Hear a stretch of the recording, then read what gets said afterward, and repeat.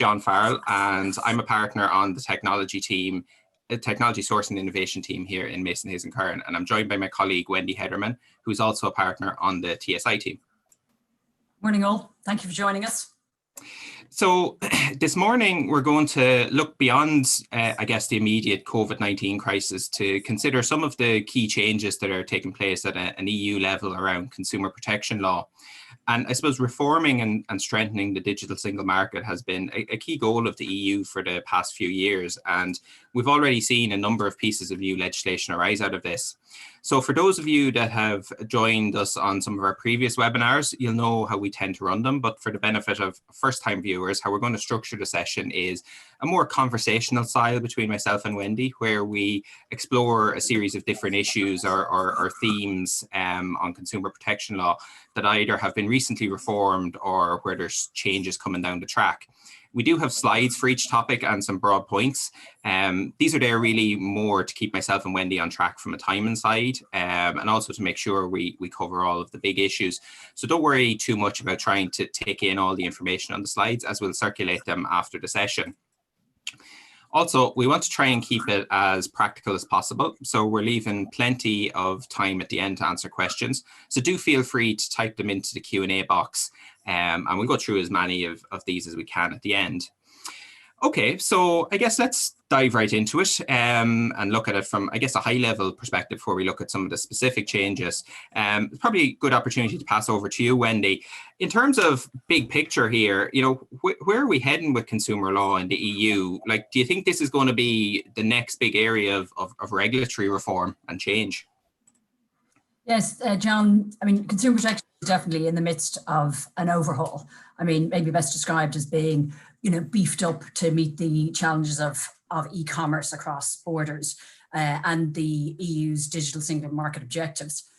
Consumer protection has been around for a long time. You know, the unfair contract terms dates back to 1993, and the EU does have some of the strongest consumer protection laws anywhere in the world.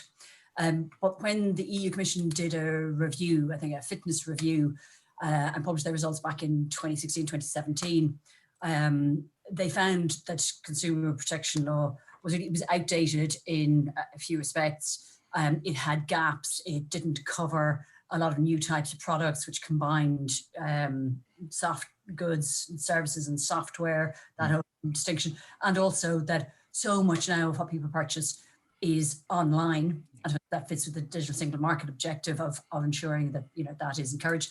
But then one of the big things they found was that it lacked effective enforcement. Basically, it was very patchy or inconsistent, or in some instances almost non-existent enforcement among the member states.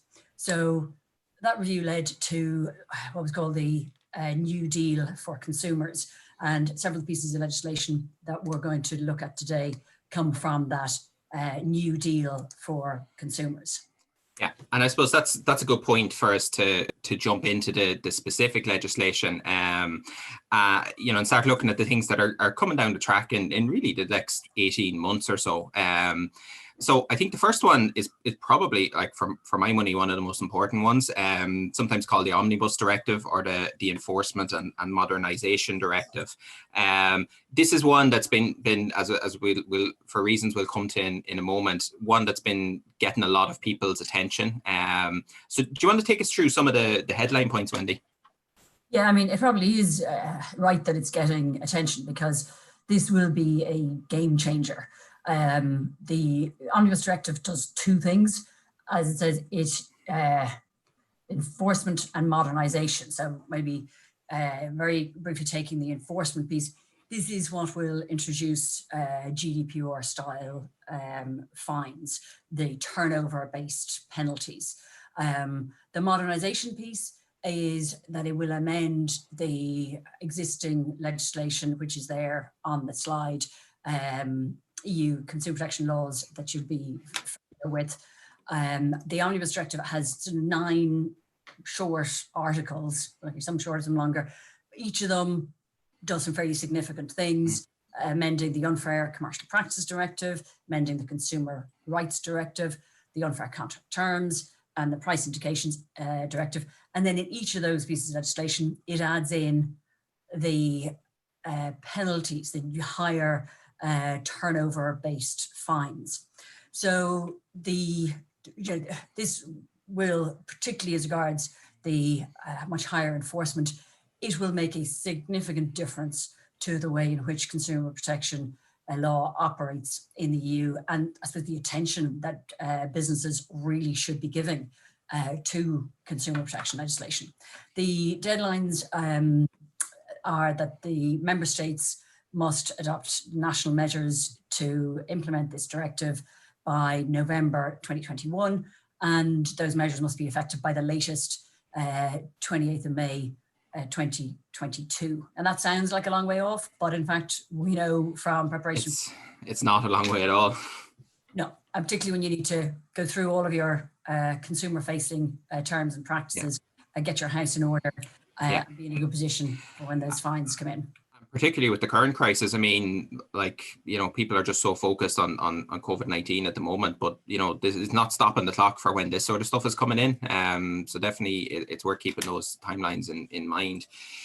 Maybe we'll just look at, dive into the detail a little bit more, and there's an awful lot here, but, it might be useful just to talk about maybe 4 or 5 of the biggest things that, sort of me or you have taken out from our reads of the legislation. Do you want to talk us through the first couple, and then maybe I'll pick up the second couple? Yeah, and we'll see quite a few of these big changes are relating to online business. So the first there, the transparency of search results. Both the Unfair Commercial Practice Directive and the Consumer Rights Directive requires that marketplaces disclose to the consumer the main parameters by which their search results are ranked and the relevance of those parameters. So, and this will apply regardless of whether a sale is actually concluded. So it's in the Unfair Commercial Practices Directive. They must also, there's also going to be a prohibition on sort of hidden advertising or traders paying for placement in search results. You have to disclose to consumers where there is paid placement in search results. And the other area of sort of transparency related to marketplaces and online activity is as to whether the seller is a business seller or a private seller. So, for example, if I buy a set of headphones online, if I'm buying them from Harvey Norman, I get the protections of consumer law because that's a business to consumer transaction. Whereas if I buy them, for example, from John because he's got a spare set of headphones he's offloading after Christmas, well, I won't have the protection of consumer law. And websites have to be much clearer as to whether the seller is a private seller or a business. And actually they will have to call out that I won't have consumer protections if I buy them from a private seller. Yeah. Do you want to, John, talk about the other things on this slide? Yeah, so I think the changes they're making around user reviews and really tightening up that whole process are interesting. So I guess there's 2 angles to it, in terms of restricting companies from posting their own reviews, and then also requiring them to take steps to deal with the submission of false reviews. So I think that's been an area where has been a lot of concern for people. So it's good to see some changes coming in there.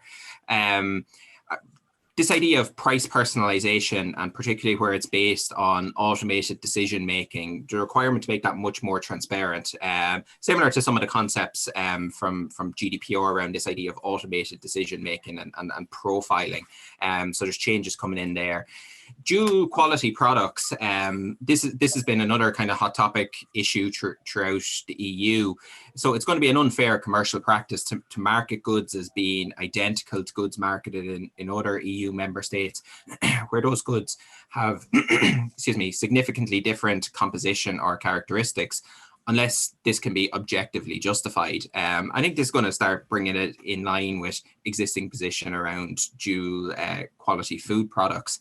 And in terms of price promotions, I think it's also interesting that there'll be a requirement on traders to state previous selling prices where they're running this price promotion. We've all seen these kind of never-ending sort of promotions or sales. But again, it's just that drive towards more transparency, I guess. Yeah, I mean, that area about price promotions, I mean, Irish law is fairly lax about the reference price or the reference period, for which, you know, when you say now 50% off or at a discount, some member states had tighter laws, but this will require more specificity when you're saying 30% off or 50% off, or for how long a promotion is available. And one other change that comes in the Omnibus Directive is where consumers give personal data in exchange for services or digital content. It comes in as well in the Digital Content Directive, so we might deal with it then, but it is interesting when personal data is sort of the price for goods or services. Yeah, absolutely. Like the days of these kind of free apps and things like that, it's going to be much more regulation around that. Okay, I guess maybe moving on to the most important part, arguably, of the Omnibus Directive, and it's the aspect, I suppose, it's gotten the most attention. Unsurprising, because there's nothing like giving regulators greater teeth or bringing in more enforcement powers to get people's attention. I think there was a real sense that the consumer law throughout the EU didn't do enough to empower regulators, and also didn't do enough to empower consumers to deal with those really significant breaches of consumer law. And I think this discussion, it really intensified after the Volkswagen Dieselgate scandal, and there was a lot of support and drive towards moving towards the kind of the competition style or the GDPR style of enforcement, and creating that strong regime.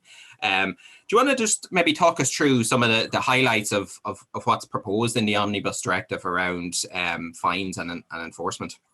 Yeah, so the Omnibus Directive it slots into those consumer protection laws that we've known and had around for a long time. It slots in these additional and ramped up penalties.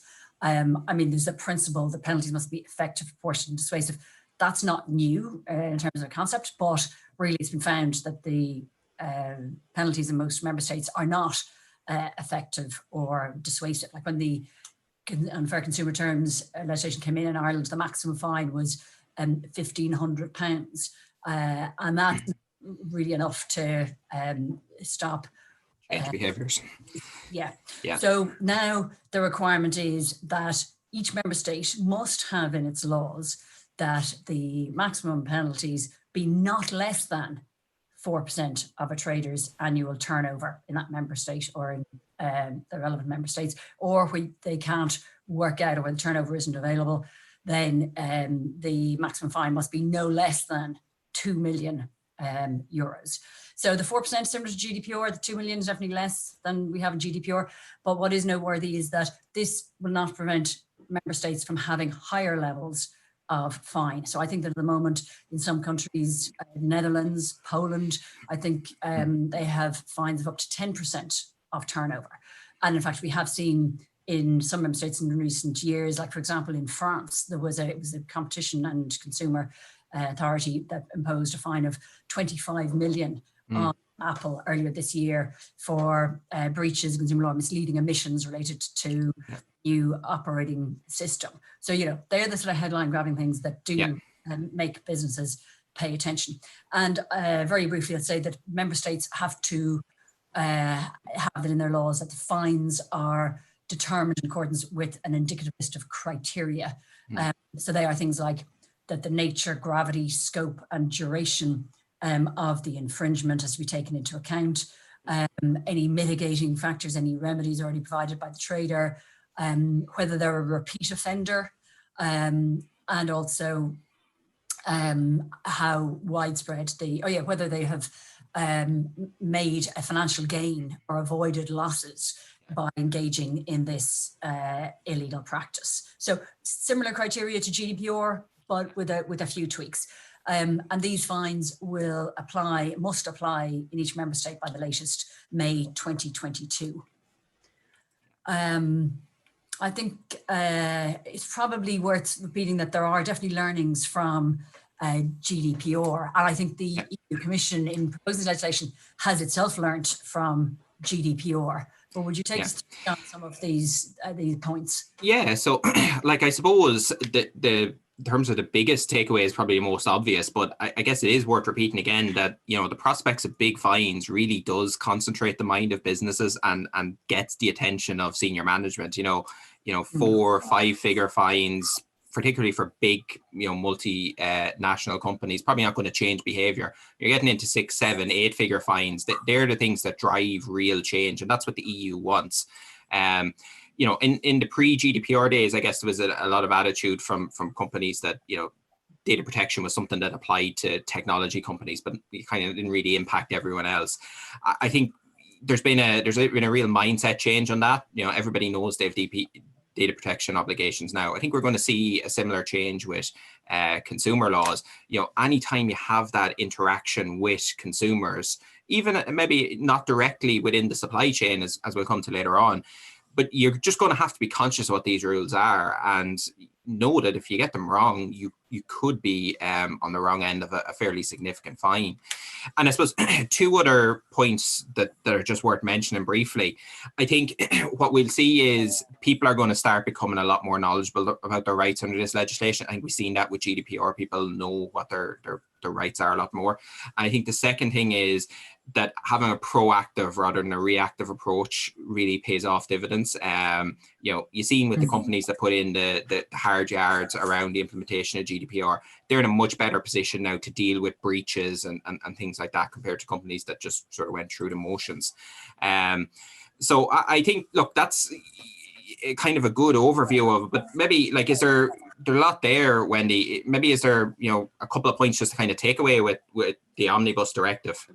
Yeah, well, I suppose the main points to remember are that the rules that you know about from before have been extended.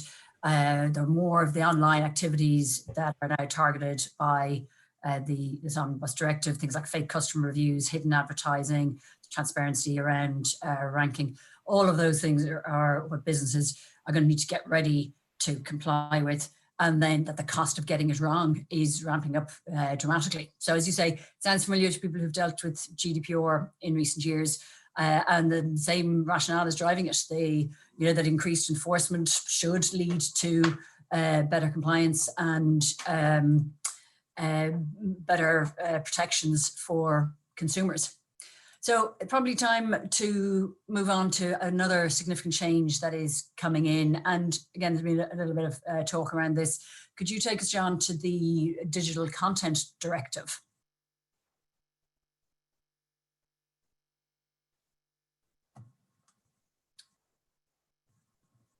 Okay, I think we've frozen there.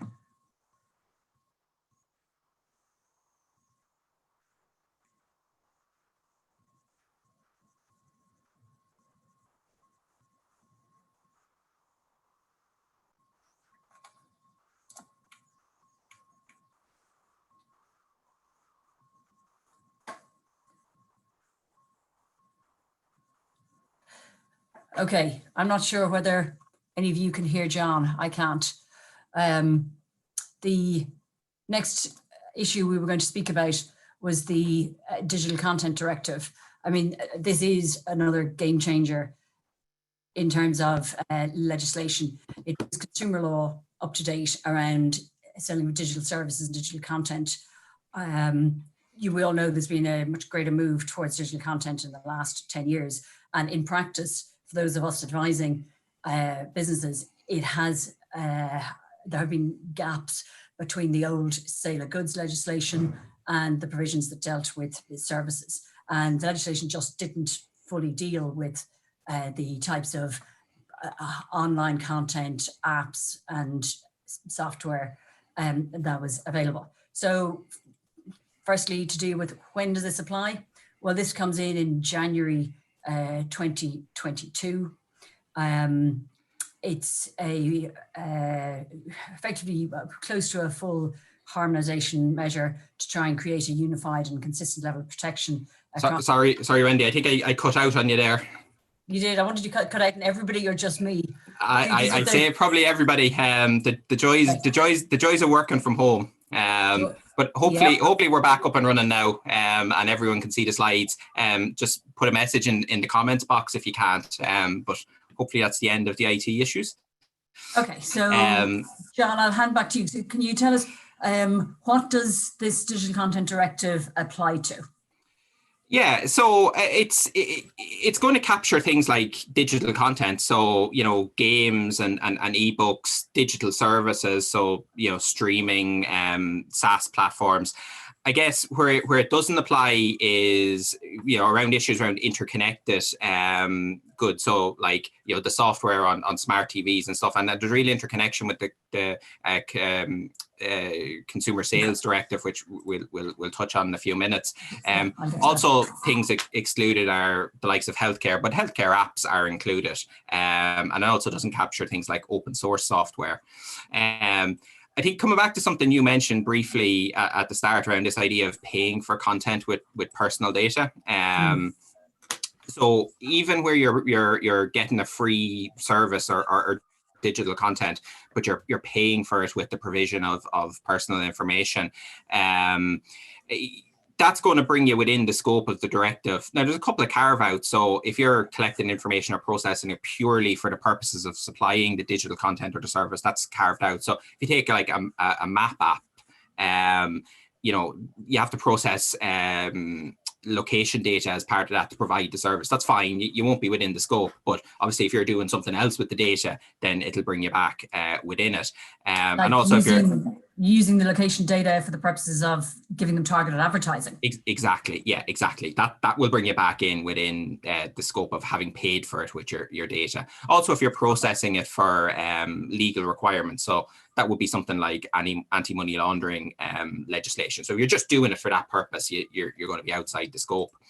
In terms of, I guess, the sort of the liability and redress point, I won't labor on some of these issues, because they're similar enough to some of the concepts we have in existing consumer laws. But this idea of, giving the trader an ability to remedy it in the first instance, and then you move on to other potential redress measures.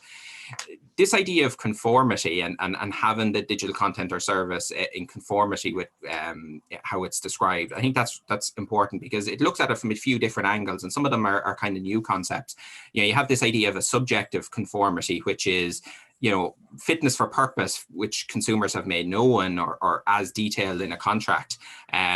You also have this concept of objective criteria, which is, what are these type of products or digital content or service used for normally? And do they possess the features that one would expect from similar products?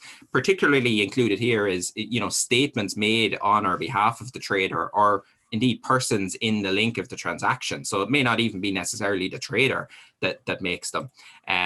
One interesting thing I thought worth mentioning, it's in the recitals, is this idea that privacy by design is included within the objective criteria. I think that's interesting because, again, you see this interlinking with privacy law principles, and that's really driving towards that digital single market, and that's really what the EU is looking to strengthen.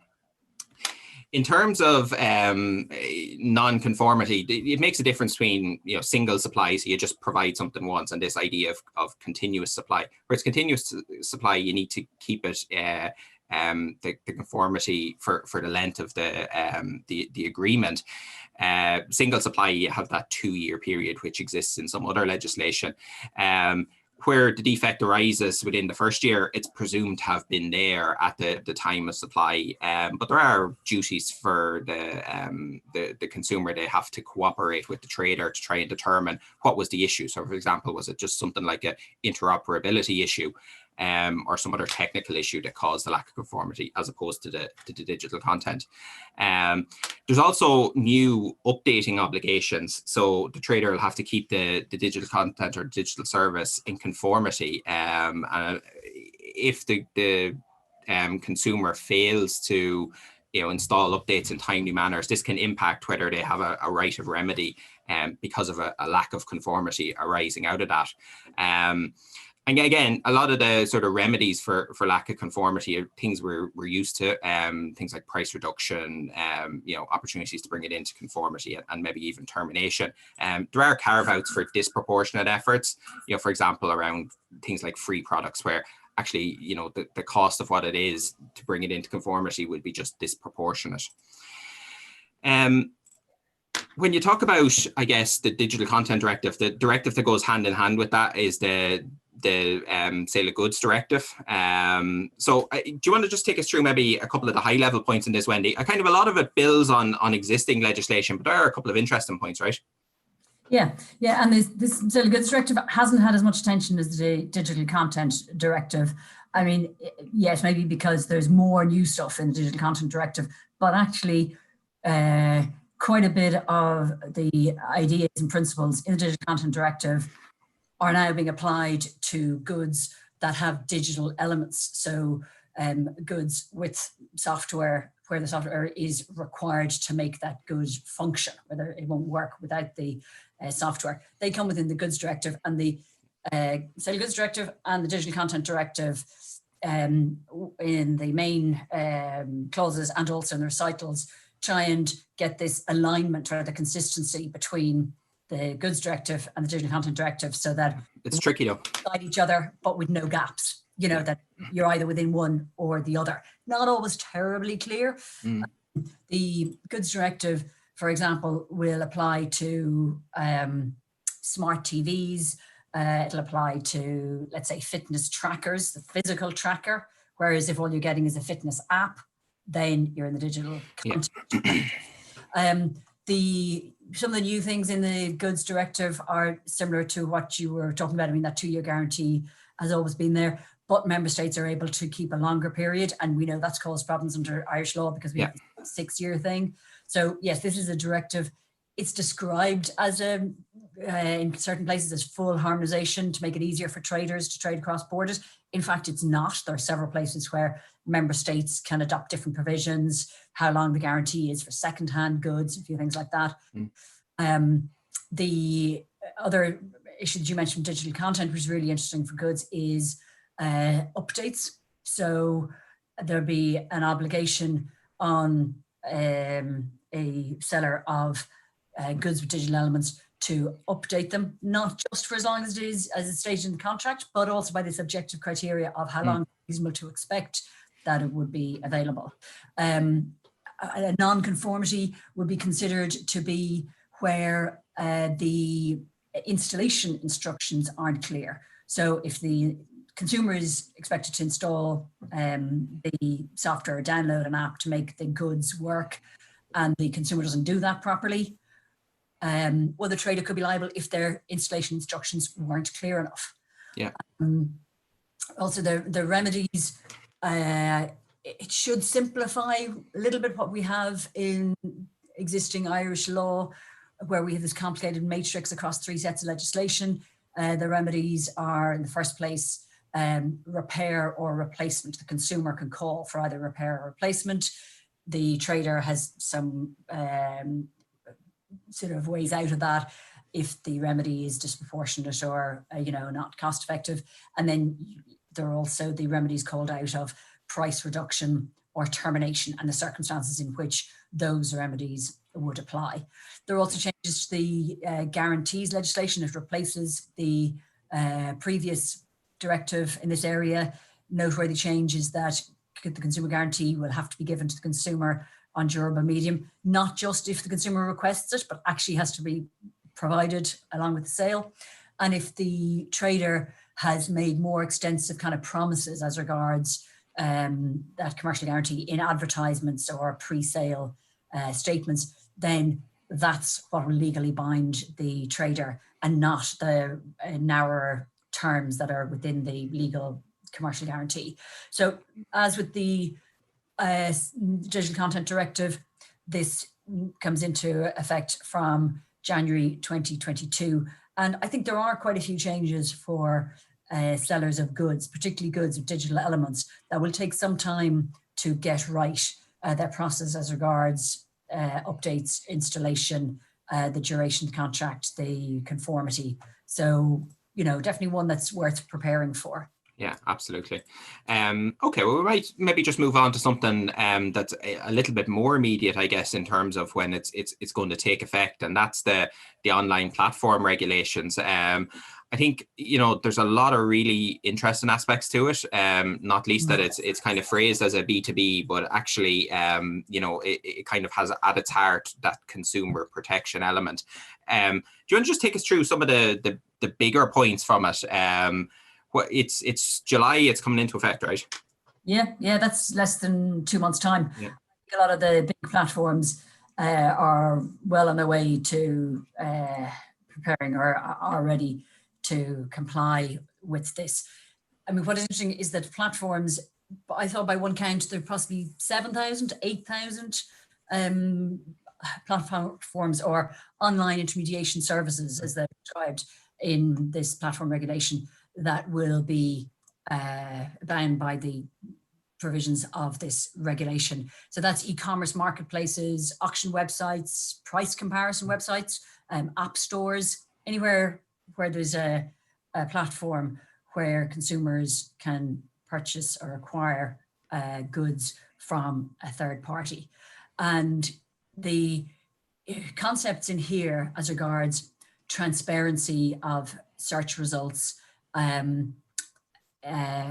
fairness in the way in which the relationship between platform and trader builds on a lot of the same concepts in consumer law. But as you said, interestingly, this applies to the B2B interaction between the platform and traders.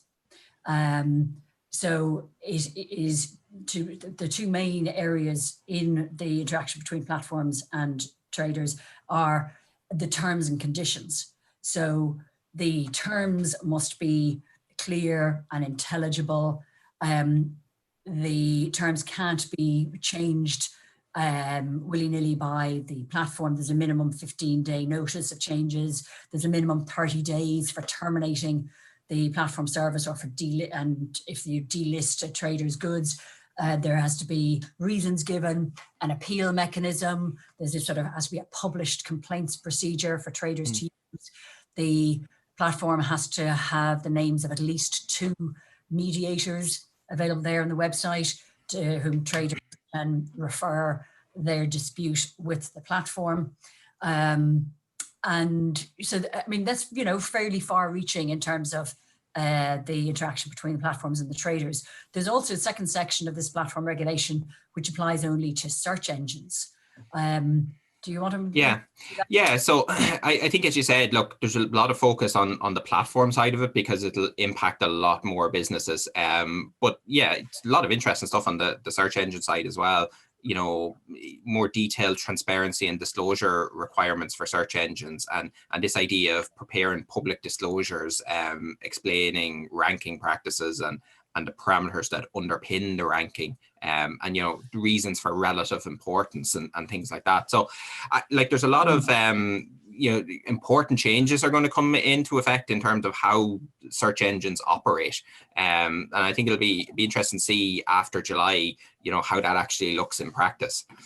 I'm just conscious of time, so we might move on maybe to the last topic, because I know this is actually particularly interesting stuff coming out of this in terms of the more practical effects of this kind of cross-border cooperation.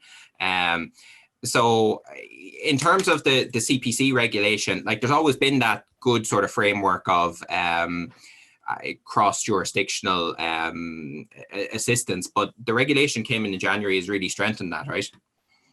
Yeah, and I suppose there has been that cooperation. It hasn't had a particularly strong legal framework.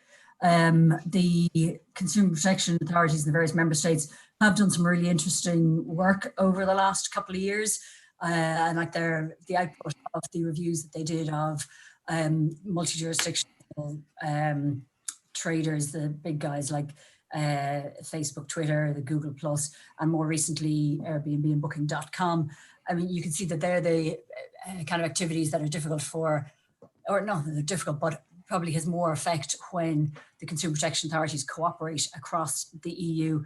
And what I find really interesting about those coordinated actions is that it gives a really good indication of the types of practices that the consumer protection authorities consider to be unfair, or consider are in breach of the rules. Drip pricing, adding fees as a consumer goes through the booking process, not being clear whether you're dealing with a professional seller or a consumer seller, being able to cut users off a platform without giving good reason. So a lot of stuff that has now come into the new legislation is evident there, and it's worthwhile for businesses to have a look at the output of those actions. And also then they have done general sweeps for, ascertaining the level of compliance of websites across Europe with requirements of EU consumer law. But I suppose to bring us to the CPC regulation, this was passed in 2017, came into effect there earlier in January, hasn't got a whole lot of attention. It's probably because it's something there, it's kind of that works in the background, but it does significantly step up the enforcement powers that each consumer protection authority in each country has. So effectively, member states had to make sure that their laws gave their national consumer protection authorities the sort of 8 or 10 powers to tackle unlawful consumer activity. So each consumer protection authority must be able to carry out test purchases and to do mystery shopping. The authority has to be able to request information from domain registries and from banks so that they can identify who exactly is this rogue trader that's online. They're also able to order platforms like eBay and Amazon to delist traders who are breaching consumer laws. And actually, they're even able to order domain registries to close off and block off websites in their entirety if they are in breach of consumer law. So they're, we haven't seen them being used yet, but they are powers that came in January 2020 and provide important additional tools for national authorities in tackling online activity. Yeah, and like we seen an element of that, didn't we, with the COVID-19 crisis, in terms of this common position being taken, and the action from at an EU level almost within the network, where right into platforms and social media and search engines and marketplaces to try and get items delisted. Like I think you had a good stat of from eBay in terms of numbers of listings. It was in the millions anyway, wasn't it? Yeah, I think it was about 15 million. I mean, it's a good example, and our listeners could go and have a quick look on the CPC website. That in March 2020, so within sort of 10 days of the real COVID-19 crisis across Europe, the CPC authorities issued a common position on the sort of scams and poor consumer practices they were seeing in the context of the COVID-19 pandemic. Like, for example, fake claims that goods could, or that medicines or devices could either prevent the spread of disease or would help in protecting consumers, or scaremongering as regards of supplies. And yeah, the CPC issued its common position, and then they wrote to a load of the platforms, so to Alibaba, eBay, Amazon, and yes, there was sort of quite significant results from that those platforms were reminded of their obligations to take down products that had false claims, and eBay took off 15 million of their listings that were violating the coronavirus policies. Yeah. Okay, well, look, I think that's probably a good note to kind of end the main part, and we might just sort of summarize a couple of kind of key takeaways just in advance of moving on to the Q&As. I guess the first one, from my perspective, would be this idea of awareness and management buy-in. We're kind of within that lead-in time now of when this is, these changes are going to go live, and trying to get you know, people, the right people within the organization interested in these changes and what needs to be done to make sure you're compliant. I think the enhanced fines criteria is definitely going to help that. I think another one is this idea of sort of auditing your existing processes. So you're kind of looking at all elements of the consumer journey. So, you know, what information are you supplying? And it's not just, you know, within your terms and conditions, you know, going back to some of the things we talked about, like even statements being made that can be held against you, information you provide, you know, how do your terms and conditions work? Is that real drive towards, you know, clarity and transparency and ease of use, which really kind of underpin GDPR as well, and some of the other changes recently as part of the digital single market. I might pass over to you then for the last two kind of key takeaways. Yeah, so I think the overall learning that I've had from reviewing all of this new legislation is that businesses really do need to move away from just taking consumer protection as a sort of, oh, well, we sort of just about tick the box there and sort of a bare minimum, what can we get away with kind of thing. Need to move to really wholeheartedly engaging and being fully compliant with the consumer protection laws, because, you know, the cost of getting it wrong would definitely be a lot higher than previously. And, you know, as you said, those big fines will help businesses realize, okay, you know, let's actually really make the effort to make our consumer interactions fair, transparent, compliant, you know, not sort of have sneaky things in there, not trying to get away, and that our customer service on things like withdrawals and cancellations and guarantees and after sales and the level of updates, or when we provide updates, that all of that is actually consumer friendly. And I think also probably important to monitor developments across in your main European markets, because quite a bit of what we spoke about today is in directives, it's not regulations, and there will be differences between the EU member states. And because there's opportunity for member states to bring in tougher laws in some parts, it might be worth, you know, keep an eye on sort of doing a bit of lobbying in the countries which are big markets on the areas that matter to you. Absolutely. Okay, well, look, I think that kind of brings us to the end of what we wanted to say. So probably a good opportunity to jump into some of the Q&A. So just when you were running through your key takeaways, I was having a quick look at some of the questions. So I might just take one of them here now. So will the new laws allow class action lawsuits in the EU? So I think it's a really good question, and there's actually just so much happening with consumer reform now that this is actually one of the areas we actually couldn't even talk about today. This idea of collective redress. I think, yes, it's not what we covered today, but it's definitely coming in a concept.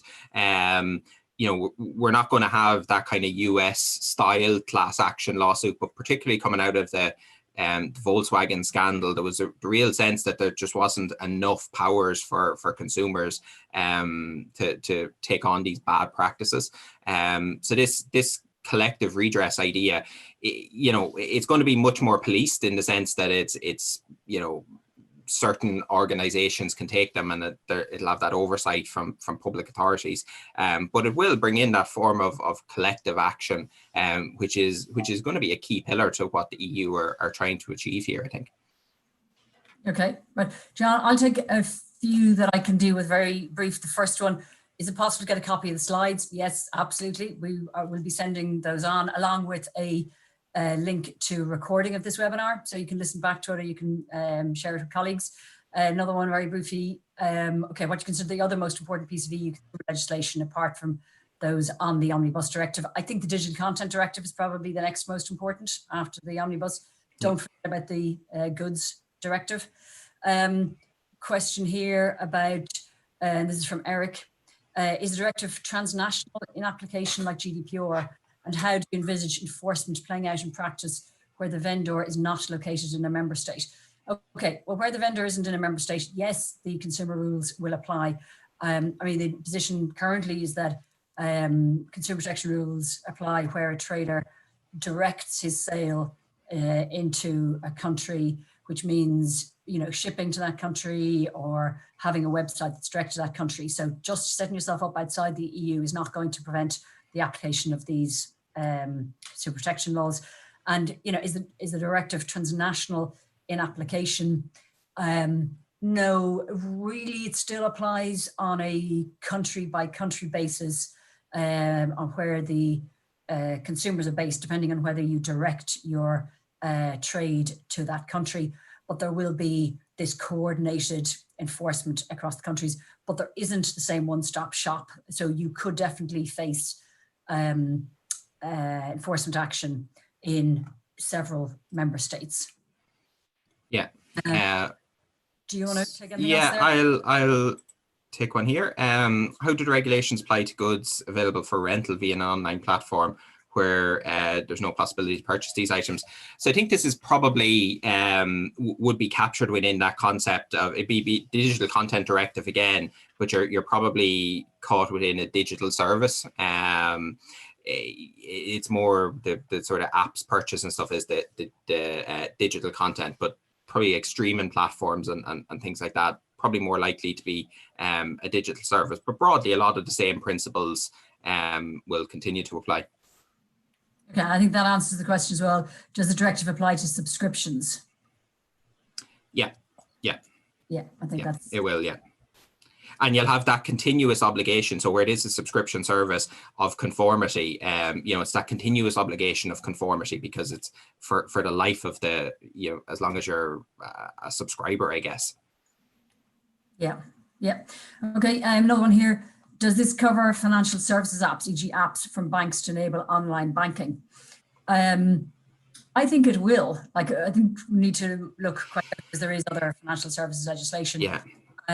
But the app itself, in terms of how that functions, if that is a digital service. Yeah.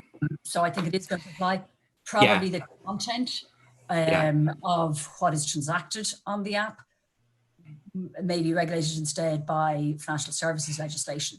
But and actually this reminds me, in relation to representative actions and collective redress, when I reviewed the drafts of that legislation, it's not in yet, I was struck by how extensive the list of legislation that will be the subject of collective actions is. There are about 58 or 60 pieces of legislation to which collective actions will apply, including most of the financial services. So the banks dealing with consumers. It'll also apply to telecoms legislation, to energy labeling, to medical devices, to defective liability for defective products. Now, I don't know if that entire list is going to end up in the final draft of the directive, but that is something that financial services companies will need to be aware of, this idea of collective redress. Yeah, and I think just to kind of go back to the question, I think similar to like healthcare. So healthcare is excluded, like if we take digital content directive, but healthcare apps are within it, and it's similar with financial services. Like financial services as a concept is not included, but the kind of the digital part of that probably will. A little bit of kind of gray area in there, but yeah, certainly it's not that it's going to be completely outside, I think. I might take one here. Read the new laws that will apply when a consumer pays with personal data. Does that mean that every time a seller collects personal data, for example, if a consumer opts into receiving marketing materials when signing up for a free e-zine or a podcast, does that bring the transaction within the scope of the digital content directive? It's a good question. I think probably is the answer. I think it'll depend on the circumstances.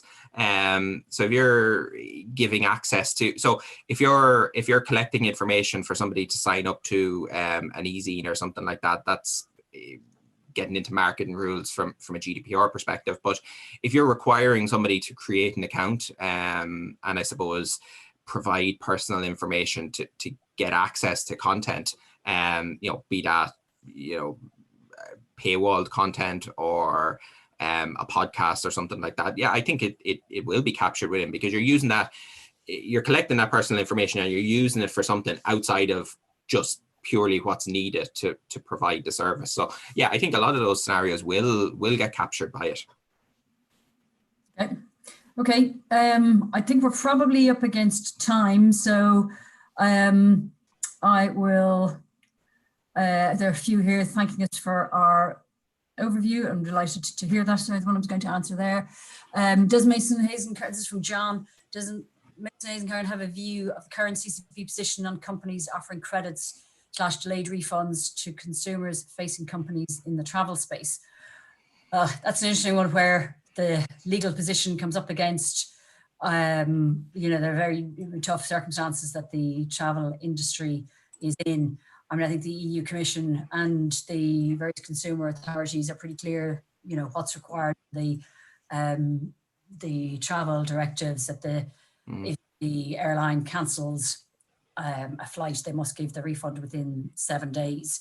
So that's what's in the law. I know it's not what's happening in practice. So I think for now, as legal advice, we have to tell you that is the position, is the 7-day refund. Yeah, I think it's the reality of the crisis that there's a lot of these kind of, you know, like what's practical for the companies, you know, and it's a tricky one. And I know, like I've seen it mentioned a couple of times in a few different countries that, you know, like, will they bring in something to try and regulate this specific issue? So I think it's kind of a wait and see at the moment. Yeah, yeah. And then one here from Dermot says, is there a risk that many firms have assumed that their governance policies would be sufficient to meet the demands here? Yes, there is that risk. But I think, and I hope we've shown in the course of this short presentation, that there are quite a few new elements that businesses need to get their heads around. They need to check, are they complying with them? In fact, there are new rules which I would be surprised if every business was already complying with.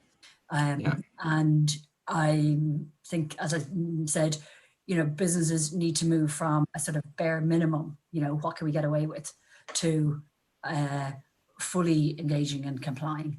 And I think the fact, as you said, that the high fines will presumably become a reality, that the 25 million that we saw in France against Apple, and by the way, that was an agreed fine. Apple accepted that because of